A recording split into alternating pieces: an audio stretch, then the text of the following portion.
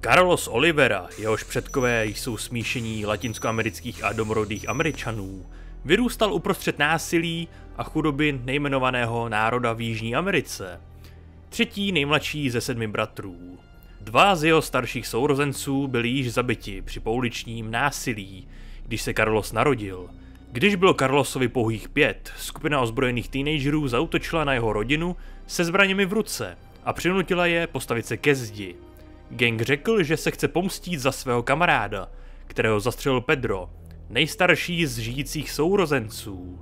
Střelili tedy jeho bratra Tonya do hlavy a zmizeli v ranním světle. Když bylo Carlosovi 7, držel poprvé v ruce brokovnici a pokusil se stát zlodějem, aby uživil svou rodinu. Carlos se snažil ze všech sil, aby nikoho nezastřelil a zázračně uspěl. V 10 letech se pokusil připadnout farmu, ale byl dopaden skupinou nacionalistických polovojenských jednotek, která měla v úmyslu chlapce zabít. Carlos byl zachráněn členem místní komunistické osvobozenecké fronty. Carlos se brzy přidal k ozbrojeným revolucionářům, protože věřil, že oni jsou jediní schopní a ochotní pomáhat chudým a bezbranným. Od té doby trénoval tvrdě, učil se zacházet se střelnými zbraněmi, zabíjet nepřátelské bojovníky a přežít v divočině. O 10 let později z Carlose vyrostl elitní partizánský bojovník, známý a uznávaný pro svou nezištnou odvahu. Vždy se vrhal do prostřed nebezpečí. Měl svůj silný morální kompas a vřelý a hravý přístup. V polovině 90. let zahájil stát rozsáhlou operaci na likvidaci povstaleckých sil. Oliveira byl jedním z těch, kteří urputně bojovali až do konce. Vládou podporované milice však byly dobře financované a dobře vybavené a rychle přemohly partizánské bojovníky. Nakonec byli všichni v Carlosově organizaci zajati a zabiti. Protože se však stal jednou z jejich předních osobností, Carlosovo zajetí bylo dobře známé a byl odsouzen k veřejné popravě. Tehdy si společnost Umbrella Corporation všimla Oliveiry, zejména jeho osobnosti, pověsti kompetentního, zručného a loajálního vojáka a vykoupila jeho svobodu od tamní vlády.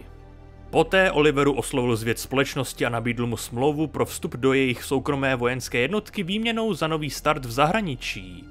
Vzhledem k tomu, že většina jeho přátel a rodiny byli již po smrti, sklíčený Carlos to přijal a stal se nejmladším vojákem v jednotce.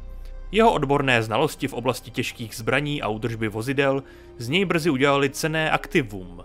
Oliveira se také spřátelil s Murphym Seekerem, který se přidal přibližně ve stejnou dobu a o nějaký čas později zaplatil za plastickou operaci, aby si změnil obličej.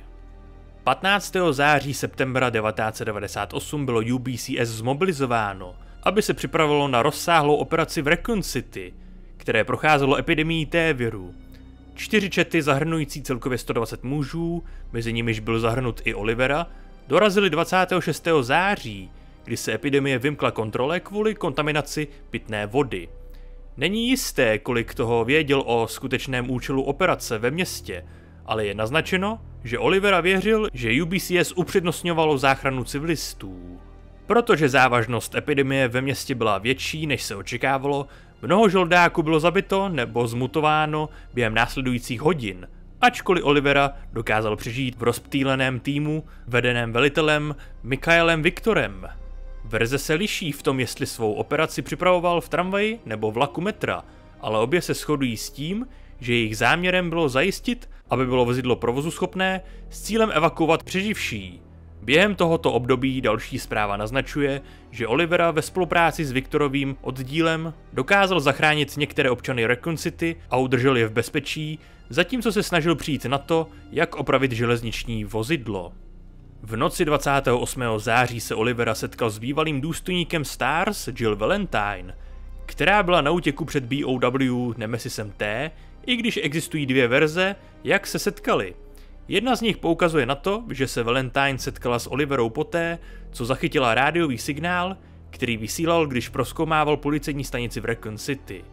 Druhá naznačuje, že Oliveira se setkal s Valentine, když byl v centru města a spojili své síly, aby se dostali k policejní stanici, kde by oba očekávali, že budou evakuováni na střeše helikoptérou. Třetí verze zase naznačuje, že Oliveira potkal Valentine krátce poté, co byla napadena Nemesisem v horní části garážové budovy a který pomohl zneschopnit BOW, aby ji mohl zachránit. Ať se stalo cokoliv, Olivera nakonec vzal Valentine tam, kde mělo UBCS stanoviště a předběžně ji přijali do svého týmu kvůli vzájemné pomoci. Během opravy železniční dopravy, ve které se skrývali, Olivera spolupracoval s Valentine a Nikolajem, protože byl Viktor příliš zraněný na to, aby mohl pomoci. Verze se liší v tom, co se stalo během tohoto hledání. První z nich uvádí, že jelikož byl Zenověv považován za mrtvého, zbývající 3 odvezli tým do hodinové věže svatého Mikaela, kde se očekávalo, že budou evakuováni. Nemesis však na tramvaj zaútočil a Viktor se obětoval při výbuchu granátu ve snaze ho zničit. Olivera a Valentine se poté z trosek dostali, ale BOW vytrval a pokračoval v jejich pronásledování a zničil UBCS vrtulník, aby jim zabránil v útěku. To oddělilo Oliveru od Valentine a kvůli tomu se k ní nemohl dostat včas, aby jí pomohl, když znovu čelila Nemesisovi.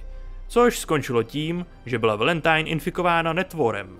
V jiné verzi Olivera nařídil Valentine prostřednictvím rádia, aby zapla napájení tramvaje, zatímco lákala Nemesise pryč z metra.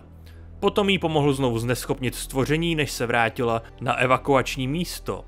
Po návratu, zatímco tramvaj odjela s přeživšími Valentine, Viktorem a Zenovievem, dostali Olivera a Tyler Patrick rozkaz zůstat. Měli najít doktora Nathaniela Barda, virologa Umbrelly, který byl klíčem k získání vakcíny a se kterým se měli spojit na policejní stanici Raccoon. Po příjezdu na policejní stanici na začátku 29. září však vyšetřování skončilo ve slepé uličce, když se zjistilo, že byl místo toho v nemocnici Spencer Memorial. Během této doby byl Olivera kontaktován Valentine, která ho informovala o selhání evakuace kvůli útoku Nemesise a zradě Zenovieva. Toho přimělo okamžitě opustit budovu a setkat se s Valentine, ale bohužel, když Olivera dorazil ke vchodu do Clock Toweru, byla již v bezvědomí kvůli infekci od Nemesise. Celkově se obě verze shodují, že evakuační plán UBCS selhal a Olivera nebyl schopen zabránit tomu, aby byla Valentine infikována kmenem T-viru, který je jedinečný pro parazity typu Nemesis. Existují ještě protichůdnější informace o tom, jakou cestou Olivera následoval s Valentine a kde léčil její infekci. Jedna verze odhaluje, že 2 dny po útoku Olivera chránil Valentine, když byla v komatu v kapli v hodinové věži, dokud se neprobudila za úsvitu 1. října-októbra. Olivera, rozhodnutý nenechat jí zemřít nebo se proměnit v zombie, šel do Raccoon General Hospital hledat jakýkoliv lék. Když tam byl svědkem Zenovievy zrady a zjistil, že tajně pracuje na tom, aby se zbavil všech z UBCS. Olivera poté utekl z nemocnice s vakcínou, na které lékařský personál pracoval před jejich úpadkem, těsně předtím, než byla budova zničena. Olivera byl schopen úspěšně podat vakcínu Valentine. V jiné verzi Olivera vzal Valentine přímo do nemocnice Spencer Memorial a kontaktoval Patricka, aby se s nimi setkal tam, aby mohli zachránit doktora Barda a získat vakcínu k vyléčení Valentine. Když Olivera dorazil do budovy před Patrickem v noci 29. září, hledal vakcínu sám. Nakonec ji našel a podal Valentine. Když však našel vzorek vakcíny, zjistil, že doktor Bard je již mrtvý. Během pátrání po vakcíně se Olivera také dozvěděl o odpovědnosti společnosti Umbrella za epidemii ve městě. Poté, co vyléčil Valentine, která byla stále v bezvědomí, zůstal po jejím boku, aby ji hlídal, dokud ráno 30. září nedorazil Patrick, kde společně pracovali, aby to, co zbylo z nemocnice, bylo funkční při obraně proti hordě zombí. V obou případech Olivera uspěl při léčbě Valentine dávkou vakcíny.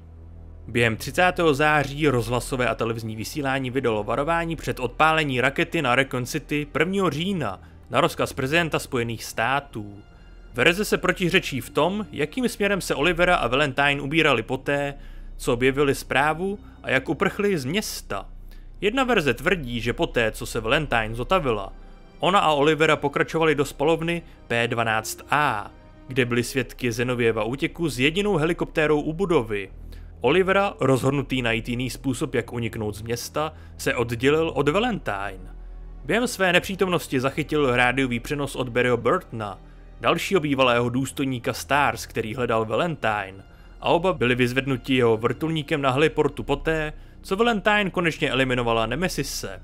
Druhá verze naznačuje, že zatímco Olivera a Valentine byli na policejní stanici, oba čelili Nemesisovi, když procházel stanicí, dokud nedosáhl střechy. Tam se jim ho podařilo strhnout z budovy a poté s příletem záchranného vrtulníku utekli. Třetí verze ukazuje, že poté, co opustil Valentine, aby se bezpečně zotavila, odešel Olivera do Nest 2 sám, aby získal zásoby vakcíny doktora Barda a zabránil zničení města. V zařízení po neúspěchu při pátrání a zjištění, že ho Valentine sledovala, jí pomohlo vážně zranit Nemesise tím, že ho ponořil do kyselinové tekutiny a poté následoval Zenovieva, aby zabránil jeho útěku, zatímco Valentine konečně zlikvidovala BOW. Nicméně Olivera byl nakonec vyřazen na heliportu a zůstal v bezvědomí, aby ho Zenoviev použil jako návnadu k odzbrojení Valentine. Když se jí chystal popravit a uprchnout s helikoptérou, Olivera nabyl vědomí a podařilo se mu znehybnit Zenovieva na dost dlouho, aby ho Valentine střelila, čímž ho zneschopnila. Poté utekli s helikoptérou a opustili Zenovieva. Bez ohledu na to, co se skutečně stalo, Olivera a Valentine utekli několik minut předtím, než experimentální termobarická bomba zničila město. Po událostech v Recon City šli Olivera a Valentine do hotelového baru někde u pobřeží Spojených států a před rozloučením si dali drink. Později Olivera utekl ze států přes Mexiko a vrátil se do Jižní Ameriky, aby tam bydlel. Pokračoval v zášti vůči Umbrelle, zatímco v druhé verzi se rozhodl jít spolu s Valentine po Umbrelle. Tak toto byla celá historie a příběh Carlose Olivery. Jinak díky moc za sledování, za podporu ať už v podobě lajku, dislajku, odběru se zvonkem, komentáře, sdílení či finanční podpory v podobě Patreonu, YouTube členství nebo donatu. Vpravo nahoře budete mít kartu k playlistu zahrnující videa z celé této série. V popisku pod videem máte odkazy na mé sociální sítě, kam denně dávám info o dalších videích, streamech a dalších zajímavých věciček. Ještě jednou díky moc, že mě sledujete, uvidíme se u dalších lore videí, teorií nebo na nějakém livestreamu a do té doby dělejte to, co vás baví, bez ohledu na to, co vám kdo říká teď už. Speciální poděkování patronům na Patreonu a také YouTube členům, kteří podporují chod a nezávislou produkci tohoto kanálu. Mějte se a někdy příště.